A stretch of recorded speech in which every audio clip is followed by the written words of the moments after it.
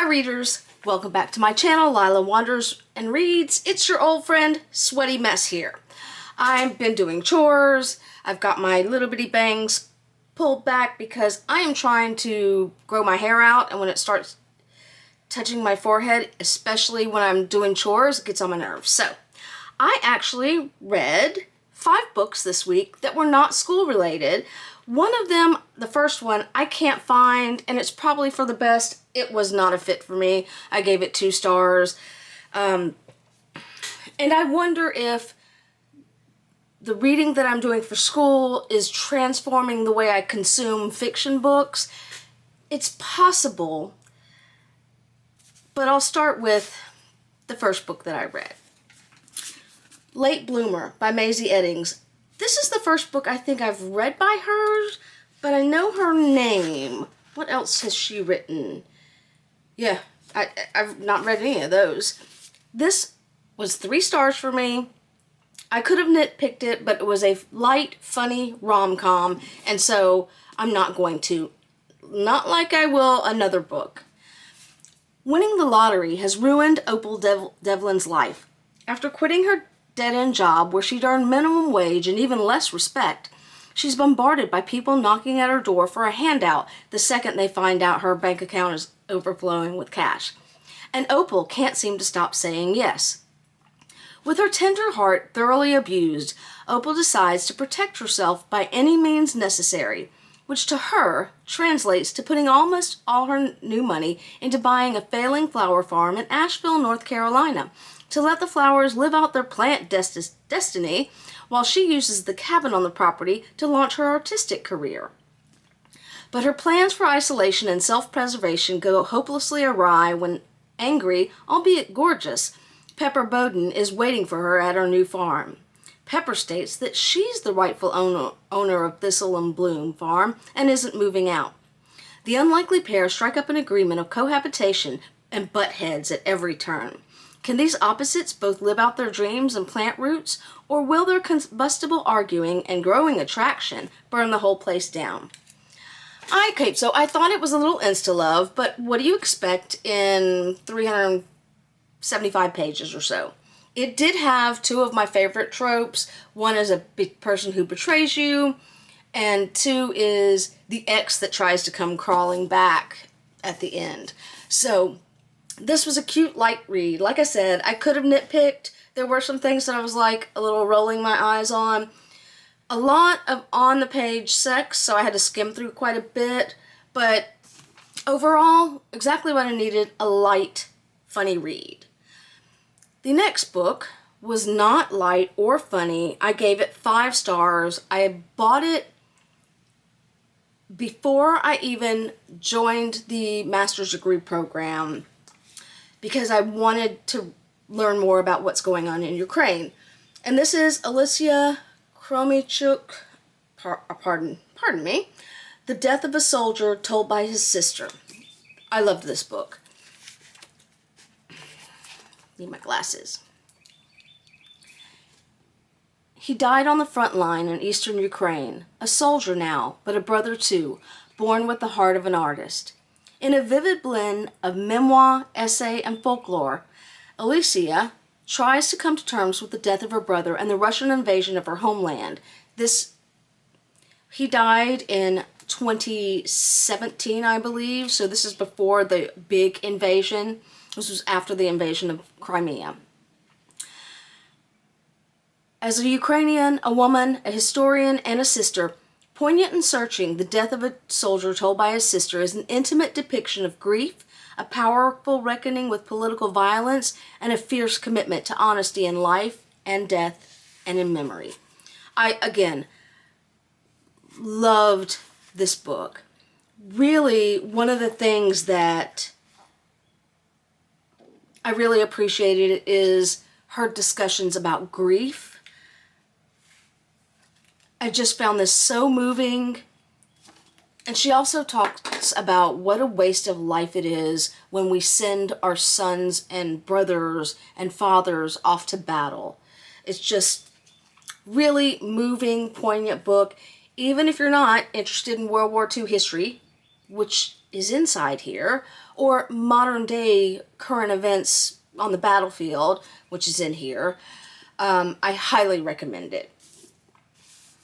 Okay, guys, I have been ride or die Nora Roberts for the 30 years at least. But in the past few years, I've found myself liking her writing less and less. And I know why it is. But I'll read you the description of The Final Target, which just came out last week, so that you know what I was expecting. Because there was a similar issue with the past probably 3, 4, 5, 6 books of hers that I've read. He showed up at Arden Bowie's debut author appearance with a copy of her novel and an eager smile. He showered her with compliments and got her autograph. Then he came to her next event, and the one after that. Dustin was just an aspiring writer who wanted advice. Arden reassured herself. But after giving in to one of his incessant invitations and chatting with him over coffee, she discovered that ignoring her inner alarm bell had been a terrible mistake. An introvert at heart, Arden had long craved solitude. But now, after a harrowing assault, she finds herself hiding behind locked doors and startling at every sound. And her relief at Dustin's imprisonment is tempered by anxiety when his wealthy mother helps to get him a paltry 5-year sentence at a psychiatric facility. Arden decides to write a new story for herself, moving to a tiny Oregon town and befriending Gideon, an ex-LAPD detective. But while she learns to thrive, Dustin remains his delusional, twisted self, as fixated as ever and now seething with anger. He still believes Arden's purpose on Earth is to serve and please him, and his job is to protect her. But who will protect her from him? Okay, so I'll start with the most minor one, but it is also not minor. In this one, and either the one last year or the one before that, the bad guy seemed very one-dimensional, like such a caricature. If there's anything that I've learned in my studies this year, it's that most people aren't black and white. There are shades of gray. People are complex and multidimensional, and you can have someone who is bad in so many ways. Murder is bad, assault is bad, but also has another face to other people. And I didn't get any of that. This was just a trope of a bad guy. It's this one guy, and he has no other dimensions other than that. He doesn't like sports. He doesn't like, anything else. He's only fixated on this one thing, and there's nothing outside of that. He just felt like not a real person. And so that's the minor thing. I could probably have let it go. I probably could not have let it go. But the worst, the most egregious thing for me in the last many books of hers, like I said, at least 6, maybe more, is that one of the things Nora Roberts does great is in describing the little ordinary events of the day.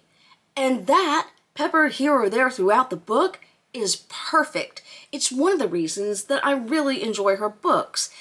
Except now, that seems to have taken over the bulk of the book. I'm here, messy hair, sweaty a little bit, because I've been doing chores. Do you want to read about that? Do you want to read about my Sunday morning for 200 pages? Do you want to hear about how I went to the grocery store and picked up some rotisserie chicken and da-da-da-da-da? And then do you want to hear how I put a little laundry on and washed the dishes, and the dishes just got finished, and now I unloaded them and I'm reloading the dish? No. Little bits here and there are great. But another reviewer on Goodreads said this is like most of this was like a tie between Food Network, 'cause she was always making sandwiches, and or having dinners with her friends, and HGTV. There was page after page about her redecorating her house. It just was too much. And this is not the first time. I considered I have some older Nora Roberts books that I have not read yet.